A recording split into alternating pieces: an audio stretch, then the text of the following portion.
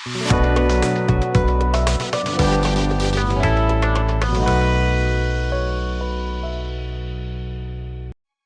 ریاض احمد 26 جولائی 1955 کو فیصلہ میں پیدا ہوئے۔ انہوں نے گورنمنٹ کالج یونیورسٹی سے BA کی ڈگری حاصل کرنے کے بعد عملی سیاست میں قدم رکھا اور یوں وہ پہلی دفعہ 1993 کے عام انتخابات میں فیصلہ آباد کے حلقہ PP 55 سے پیپلز پارٹی کے ٹکٹ پر ممبر صوبائی اسمبلی منتخب ہوئے۔ راجہ ریاض نے اس الیکشن میں راجہ فیملی کے سیاسی حریف قمرالزمان عوان کو شکست دی۔ اس سے قبل اس حلقہ میں راجہ ریاض کے کزن اور بہنوئی میجر راجہ سجاد اکبر، جن کا نام میجر راجہ نادر پرویز کے ہمراہ اٹک سازش قلعہ کیس میں بھی آیا تھا، وہ 1988 کے الیکشن میں اس حلقہ سے MP منتخب ہوئے اور 1990 کے الیکشن میں قمرالزمان عوان کے ہاتھوں شکست کھا چکے تھے۔ سجاد اکبر کی شکست کی بدولت راجہ ریاض کی عملی سیاست میں راہ ہموار ہوئی اور یوں 1993 کے الیکشن سے راجہ ریاض کا سیاسی سفر شروع ہو گیا۔ 1997 کے عام انتخابات میں راجہ ریاض دوسری مرتبہ پیپلز پارٹی کے پلیٹ فارم سے میدان میں اترے، لیکن اس دفعہ وہ مسلم لیگ نون کے امیدوار رانا افضال سے شکست کھا گئے اور یوں 2002 تک راجہ ریاض اقتدار کے ایوانوں سے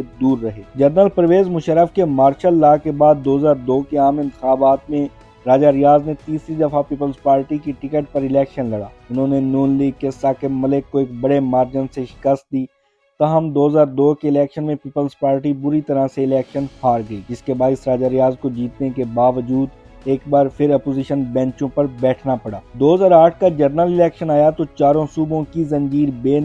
نظیر کے نعروں سے ملک گونج اٹھا۔ پیپلز پارٹی کی پوزیشن باقی تمام جماعتوں سے مستحکم نظر آنے لگی، تاہم بے نظیر بھٹو کی شہادت کے بعد پیپلز پارٹی کی پوزیشن ہمدردی کی بنیاد پر مزید مستحکم ہو گئی۔ راجہ ریاض نے مسلم لیگ نون کے مضبوط امیدوار کو اس الیکشن میں 6000 سے زائد ووٹوں کے فرق سے شکست دی اور اس طرح راجہ ریاض تیسری مرتبہ پنجاب اسمبلی پہنچنے میں کامیاب ہوئے۔ حکومت سازی کا عمل مکمل ہوا، جس کے تحت وفاق میں پیپلز پارٹی سے سید یوسف رضا گیلانی وزیر اعظم اور پنجاب میں نون لیگ سے شہباز شریف وزیر اعلیٰ پنجاب منتخب ہوئے۔ پیپلز پارٹی اور مسلم لیگ نون کا اتحاد ہو گیا اور پہلی بار شہباز شریف کابینہ میں راجہ ریاض صوبائی وزیر بننے میں کامیاب ہو گئے، لیکن یہ اتحاد تا دیر چل نہ سکا اور 2010 کے آخر میں دونوں جماعتوں کا اتحاد ختم ہوا تو وفاق میں نون لیگ اپوزیشن بن گئی اور پنجاب میں پیپلز پارٹی نے حزب اختلاف کی پوزیشن سنبھال لی اور راجہ ریاض کو پنجاب اسمبلی میں اپوزیشن لیڈر بنا دیا گیا اور یوں وہ 2013 تک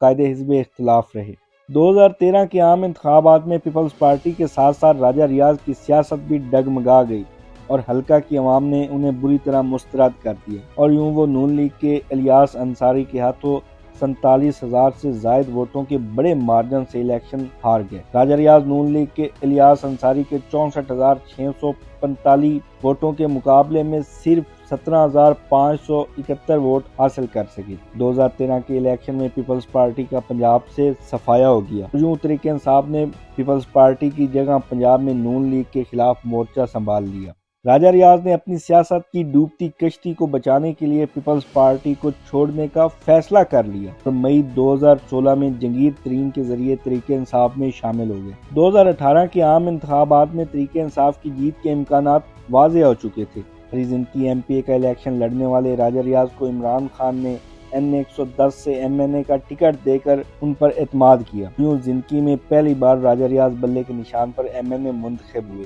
اور انہوں نے 1,14,215 ووٹ لے کر نون لیگ کے مضبوط امیدوار رانا افضال کو شکست دے دی۔ 2018 میں تحریک انصاف کی مقبولیت کا اندازہ اس بات سے لگایا جا سکتا ہے کہ جس راجہ ریاض کو MP کے الیکشن پر صرف 17,571 ووٹ ملے تھے، 2018 میں بلے کے نشان پر وہ 1,00,000+ ووٹ لے کر قومی اسمبلی پہنچ گئے۔ 27 ستمبر 2018 کو وزیر اعظم عمران خان نے راجہ ریاض کو پیٹرولیم کا پارلیمانی سیکرٹری بنایا، لیکن راجہ ریاض نے دسمبر 2018 میں اس عہدے سے استعفیٰ دے دیا کیونکہ ان کا خیال تھا انہیں وزیر بنایا جائے گا، تاہم ایسا نہیں ہو سکا، جس کے بعد وزارت نہ ملنے کا غم دل میں لے کر اپنی ہی پارٹی سے ناراض رہنے لگ گئے۔ آہستہ آہستہ جنگیر ترین کے معاملات بھی عمران خان سے خراب ہوتے گئے اور راجہ صاحب بھی کسی موقع کی تلاش میں تھے۔ 2022 کے آغاز میں PDM عمران حکومت گرانے کے لیے متحرک ہوئی اور مارچ 2022 میں راجہ ریاض نے اسی عمران سے بے وفائی کی جس کی ٹکٹ پر وہ پہلی مرتبہ ممبر قومی اسمبلی منتخب ہوئے تھے اور یوں راجہ ریاض سمیت پورا ترین گروپ PDM کی کشتی میں سوار ہو گیا، جس کا نتیجہ یہ نکلا کہ اپریل 2022 میں PDM کی عدم اعتماد تحریک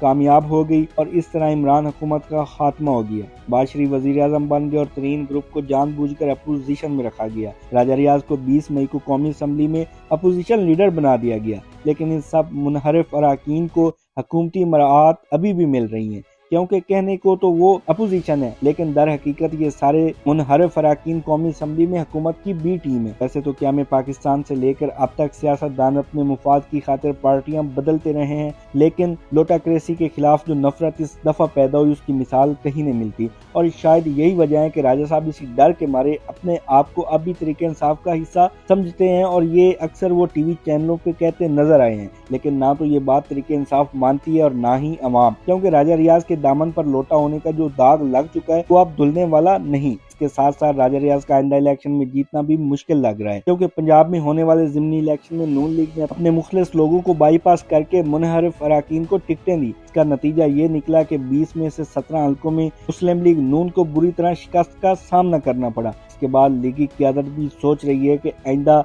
लोटों की बजाय लीगी रहनुमाओं को मैदान में उतारा जाएगा। अगर ऐसा होता है, राजा साहब किधर जाएंगे? तरीके इंसाफ कबूल नहीं करेगी और आज़ाद वसीयत में इलेक्शन जीतना नामुमकिन सी बात है, क्योंकि मुकाबला अब जमातों के दरमियान होगा, बयानिए की जंग होगी, और इसमें भी तरीके इंसाफ इस वक्त बाकी तमाम जमातों पर भारी है। राजा साहब को अगर अब नून लीग भी टिकट नहीं देती तो जनाब ना 3 में रहेंगे और ना 13 में।